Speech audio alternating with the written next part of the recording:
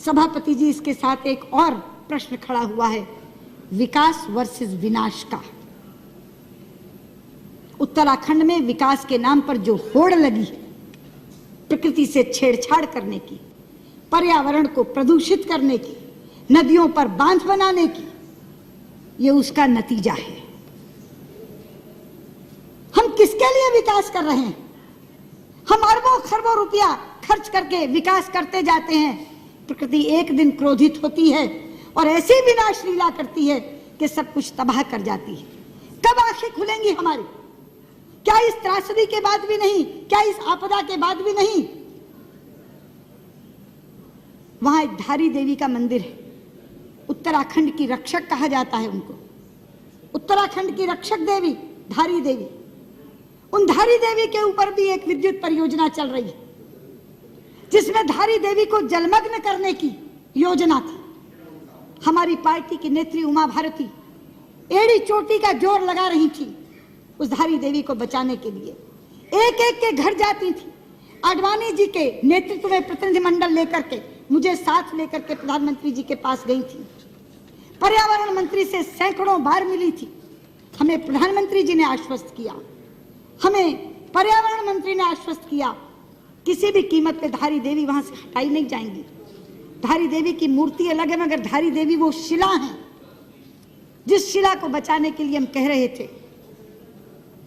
लेकिन सभापति जी, आप जानते हैं ये मात्र संयोग नहीं है। मैं सदन के लोगों को बताना चाहती हूँ, उधर 16 जून को धारी देवी जलमग्न हुई। उसी दिन धारी देवी जलमग्न हुई और इधर केदारनाथ में जल प्रलय आया, जो ऐसा जल प्रलय आया जो हजारों जिंदगियों को लील गया, जो एक विनाश की लीला करता हुआ चला गया। हमारे शास्त्रों में एक श्लोक है, अपूज्याम यत्र पूज्यन्ते पूज्यानां तु व्यतिक्रमा त्रीणि तत्र भविष्यन्ति दुर्भिक्षम मरणम भयम। जहां अपूज्य लोगों की पूजा होती है मगर पूज्यों का तिरस्कार होता है, वहां 3 चीजें घटती हैं, अकाल, मौत और भय। ये वहां की पूज्या उत्तराखंड की रक्षक देवी धारी देवी का तिरस्कार हुआ और तीनों चीजें आ गई। लोग भुखमरी से भी मर रहे हैं, मौत का भी तांडव हो रहा है और भय भी वहां व्याप्त है। इसलिए मैं कहना चाहती हूं, ये जो विकास वर्सेस विनाश का प्रश्न है, ये आज मुंह बाए खड़ा है। वहां गंगा जी के ऊपर कितने बांध बन रहे हैं आप जानते हैं। योजना आयोग की चतुर्वेदी समिति ने गंगा, भागीरथी और अलकनंदा पर 70 बांधों की स्वीकृति दी है। 70 बांधों की। आज रेवती रमन जी यहां बैठे नहीं हैं, 2-2 बार चर्चा कराई है इस सदन में उन्होंने। हम सब सांसदों को साथ लेकर प्रधानमंत्री जी के पास जाते हैं। सभापति जी, गंगा हमारे लिए साधारण नदी नहीं है, गंगा हमारे लिए मां है। पता नहीं आप उस दिन थे सेंट्रल हॉल में कि नहीं, मुझे आश्चर्य मिश्रित हर्ष हुआ था। इतना हर्षित हुआ था मन, जापान के प्रधानमंत्री ने केंद्रीय कक्ष में संसद के दोनों सदनों के सांसदों को संबोधित करते हुए जब गंगा जी का नाम लिया था तो गंगा मैया कहा था। वो लोग हमारी भावना की कद्र करते हैं, वो हमारी आस्था की कद्र करते हैं। वो गंगा जी को गंगा मैया कहकर संबोधित करते हैं और हमारे लोग गंगा मैया को सुरंग में डालने की योजना बना रहे हैं। गंगा जी की धारा अविरल बहे, गंगा जी की धारा निर्मल बहे, इसके लिए हम लोग प्रयास में लगे हुए हैं। लेकिन गंगा जी को जो लोग सुरंग में डालना चाह रहे हैं, उस उत्तराखंड के लोगों को इस तरह की आपदाएं सहनी पड़ रही हैं जिसका शिकार पूरे का पूरा देश बनता है। इसलिए मैं आज यहाँ खड़ी होकर ये कहना चाहती हूँ, धारी देवी को पुनर्स्थापित करने का काम करिए। मैं यहां से मांग करती हूं, गंगा मैया पर बनने वाले सारे बांधों को निरस्त करिए। जितना मर्जी पैसा उस पर खर्च हो चुका होगा, जो पैसा आपके राहत और पुनर्वास पे खर्च होने वाला है वो उससे कहीं कम होगा।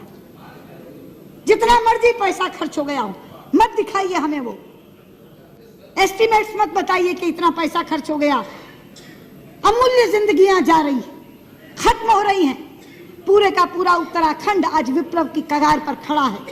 इसलिए मैं आपसे कहना चाहती हूं, गृह मंत्री जी, गंगा मैया पर बनने वाले सारे बांध निरस्त कर दीजिए, धारी देवी को पुनर्स्थापित करिए। उत्तराखंड को अगर बचाना है तो राहत और पुनर्वास तो अलग है, लेकिन जब तक धारी देवी का पुनर्वसन नहीं होगा तब तक आपका कोई राहत और पुनर्वास का काम पूरा नहीं हो सकेगा। सभापति जी, जहां तक पुनर्वसन और राहत के कार्य का सवाल है, हमारी पार्टी ने एक कमेटी बनाई थी जिसमें हमारे भाई सैयद शाहनवाज हुसैन यहाँ से मेंबर थे, भगत सिंह कोश्यारी जी सांसद वहाँ से मेंबर थे और उमा भारती जी उसका नेतृत्व कर रही थी। वो तीनों वहाँ गए थे, एक एक जगह जाकर देख कर आए। जो रिपोर्ट उन्होंने मुझे दी वो बहुत आश्चर्यजनक है। मैं राहत और पुनर्वसन के कार्यों को दो भागों में विभाजित कर रही हूँ, एक तात्कालिक कार्य और एक दीर्घकालिक कार्य। मैं आपको कहना चाहती हूँ गृह मंत्री जी, चौंक जाएंगे आप कि क्या आपने दिया है और क्या वहां पहुंचा है। सभापति जी, वहां की सरकार ने गांवों को विस्थापित करके पुनर्वसन करने के लिए 8,000 करोड़ रुपया और रिकंस्ट्रक्शन के लिए 5,000 करोड़ रुपया, 13,000 करोड़ रुपया मांगा है। केंद्र सरकार ने उसके विरुद्ध 1,000 करोड़ की घोषणा की थी और उस 1,000 करोड़ के विरुद्ध 250 करोड़ रिलीज किए आपने, और वो 250 करोड़ पुरानी आपदा जो आई थी उसके बकाया थे, वो 250 उसमें एडजस्ट हो गए हैं, 0 पैसा बचा है आपदा कार्य के लिए। 1 पैसा आज उनके पास आपदा और राहत कार्य करने के लिए नहीं है। इसी तरह बॉर्डर रोड ऑर्गेनाइजेशन को, BRO को आपने 300 करोड़ रुपए रिलीज किए थे, 270 करोड़ रुपए उनके बकाया थे पिछले, वो एडजस्ट करने के बाद मात्र 30 करोड़ रुपए बचे हैं उसके पास। 30 करोड़ रुपए में आप कौन सी सड़कें बना देंगे वहां। तीसरा, खच्चर के लिए 10,000 रुपए केंद्र ने और 15,000 रुपए राज्य सरकार ने देने की घोषणा की है। खच्चर 70-80 हजार रुपए से कम में नहीं आता। आपके 15,000 लेकर वो क्या करेंगे? एक आदमी भी एक खच्चर वहां से खरीद नहीं सकेगा। चौथा, वहां का पर्यटन पूरी तरह समाप्त हो गया है सभापति जी, और पर्यटन समाप्ति में वहां के मुख्यमंत्री के बयान की बहुत बड़ी भूमिका है। आप जानते हैं वहां के मुख्यमंत्री ने क्या कहा है? उन्होंने कहा है उत्तराखंड की ओर मुंह मत करना, और अगर कोई आए तो अपने जिम्मेदारी पर आए, हम उसकी कोई सुरक्षा नहीं कर सकते। ऐसा बयान मुख्यमंत्री देते हैं। आप जानते हैं कि आज भी अभी उत्तराखंड में मसूरी, धनौल्टी, आली, रानीखेत, अल्मोड़ा, कौसानी, रामगढ़, हरिद्वार और नैनीताल ऐसे पर्यटक स्थल हैं जिस पर आपदा का कोई असर नहीं है। इसलिए अगर पर्यटकों को वहां आने दिया जाए तो उनकी अर्थव्यवस्था बहाल हो सकती है। लेकिन उत्तराखंड के मुख्यमंत्री, मैंने कहा ना, वैसे ही सुस्त मार का है, वो तो चाहते ही नहीं कि कोई आए। वो कह रहे कोई मुंह मत करना उत्तराखंड की तरफ। वहां का पर्यटन पूरी तरह समाप्त हो गया। आज भी बद्रीनाथ में गृह मंत्री जी 1,000 वाहन फंसे हुए हैं जिसके विरुद्ध उन्होंने ऋण लिया हुआ, उनके लिए रोजी रोटी का संकट खड़ा है। उस ऋण की माफी की भी मैं आपसे आज अनुरोध करती हूं कि उस ऋण को भी आपको माफ करना। ये सब उस रिपोर्ट में से निकला। होटल दुकानें खोलने के लिए बैंकों से लोगों ने ऋण ले रखे हैं, उन ऋण की माफी के लिए भी मैं आपसे अनुरोध करती हूँ। और सबसे अधिक किल्लत गैस की है। होटल और दुकानें बंद हो गए। केंद्र सरकार कहती है राज्य सरकार प्रस्ताव भेजे तो हम देंगे। मैंने कहा ना, राज्य सरकार तो ऐसी सुस्त मार का है, वो प्रस्ताव ही नहीं भेज रही। राज्य सरकार प्रस्ताव भेजेगी नहीं, आप गैस देंगे नहीं, तो किस तरीके से वो होटल और दुकान खुलेंगे? राज्य सरकार के प्रस्ताव की अपेक्षा मत करिए, राज्य सरकार को तो बर्खास्त कर दीजिए, अपने नीचे ले लीजिए उत्तराखंड को। सभापति जी, आपदा पीड़ितों की राशि के नाम पर 1 रुपया भी किसी को नहीं मिला, 1 रुपया भी। ये जितने नाम मैंने अपने यहाँ बताए ना, रायसेन जिले के 10, विदिशा के 23, नसरुल्लागंज के 23, उनको मध्य प्रदेश सरकार ने 2-2 लाख रुपया अपनी तरफ से दिया है। आपने कहा है 3.5 लाख रुपए आप देंगे, उत्तराखंड ने कहा था कि 3.5 वो देंगे, ऐसे 7-7 लाख रुपए उन्हें मिलने थे। अब उत्तराखंड ने तो हाथ खड़े कर दिए। उन्होंने कहा केंद्र सरकार दे और राज्य सरकारें जितना देना है दे। लेकिन केंद्र सरकार, हाँ Tamil Nadu government, that you will speak. राज्य सरकारों ने अपनी अपनी ओर से जो देना था वो दिया है। हमारे यहाँ 2-2 लाख उन्होंने दे दिया, अगर उत्तराखंड सरकार और नहीं देगी तो बकाया भी हम दे देंगे। लेकिन आप 3.5 लाख जो देने वाले हैं, 3.5 कौड़ी भी नहीं दिया आपने अभी तक, 3.5 कौड़ी। और मैंने आपसे कहा ना, आपके पास आंकड़ा ही नहीं है, आप देंगे कहाँ से? पहले आप आंकड़ा जुटा लीजिए और ये पैसा देना शुरू करिए। वो लोग कहाँ तक इंतजार करेंगे? एक पैसा भी आपदा राहत राशि के नाम पर अभी तक आपने दिया नहीं। और एक और बात सभापति जी मैं कहना चाहती हूँ गृह मंत्री जी को, कि ढाबा, खोमचे और चाय की दुकानों का मुआवजा एनडीआरएफ में इसका कोई प्रावधान नहीं है। अगर ये दुकानें खत्म हो जाती हैं तो इसका कोई प्रावधान नहीं है। गृह मंत्री जी, इन मानकों को बदलवाइए। वहां लोगों ने ढाबे खोल रखे थे, खोमचे थे, चाय की दुकानें थी। अगर ये मानक नहीं बदले जाएंगे तो 1 रुपया भी उन्हें नहीं मिलेगा। इसलिए ये मानकों को भी बदलवाइए। और 10वीं बात, 256 गांव आज भी वहां सड़क मार्ग से वंचित हैं, इसलिए ना खाद्यान्न पहुंच पा रहा है, ना कोई मेडिकल एड पहुंच पा रही है, ना पेयजल पहुंच पा रहा है। इन 256 गांवों की जिनकी कनेक्टिविटी खत्म हो चुकी है, वहां जल्दी से जल्दी सड़क मार्ग बनवा करके उनके साथ कनेक्टिविटी जोड़िए, ताकि उनको खाद्यान्न और पेयजल दिया जा सके। इसके साथ मैं कुछ दीर्घकालिक उपायों की बात कर रही हूँ। गृह मंत्री जी, थोड़े पन्ने मत पलटिए, मेरी बात सुन लीजिए। नहीं, ये ज्यादा जरूरी है, ध्यान से सुनिए। नहीं, इसको बंद कर दीजिए, मेरी बात सुनिए। मैं इसलिए कह रही हूँ कि दोबारा आपदा ना आए, इसलिए कह रही हूँ। ये दीर्घकालिक जो उपाय हैं ये इसलिए हैं कि ऐसी आपदा दोबारा ना आए। उसके लिए हमको क्या करना चाहिए? एक तो पूरे उत्तराखंड की जीआईएस मैपिंग करवाइए। जीआईएस मैपिंग से आपको ये पता चल जाएगा कहाँ सड़क है, कहाँ हेलीपैड है, कहाँ हॉस्पिटल है, कहाँ स्कूल है। और ये जीआईएस मैपिंग की सीडी बनवा लीजिए जो हर अधिकारी के पास होनी चाहिए, ताकि कल को खुदा ना खास्ता अगर कोई दोबारा आवश्यकता पड़ती है तो उनको ढूंढेर ना मचानी पड़े। क्योंकि जो अधिकारी आए थे वहाँ, जो उस समय भी लगे थे, वो कोई उत्तराखंडी नहीं था। ज्यादातर लोग दक्षिण महाराष्ट्र, गुजरात से आए हुए लोग थे।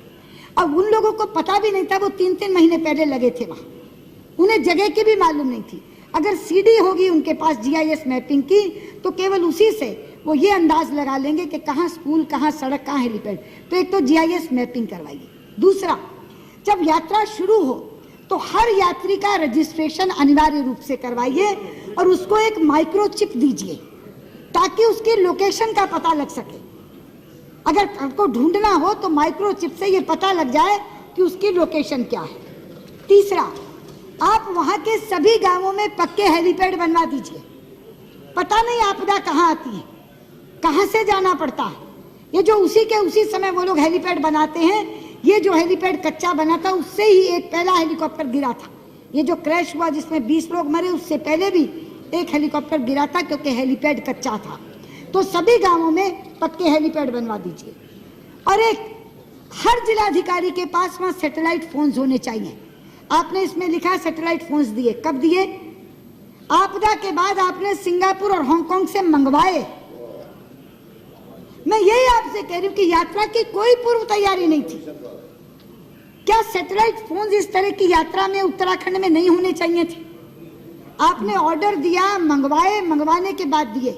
सैटेलाइट फोन्स वहां उपलब्ध रहने चाहिए, वहां सैटेलाइट फोन्स दीजिए। और ऑल वेदर रोड्स बनाइए। देखिए, चाइना 25 किलोमीटर पे लगता है, वहां ऑल वेदर रोड्स हैं।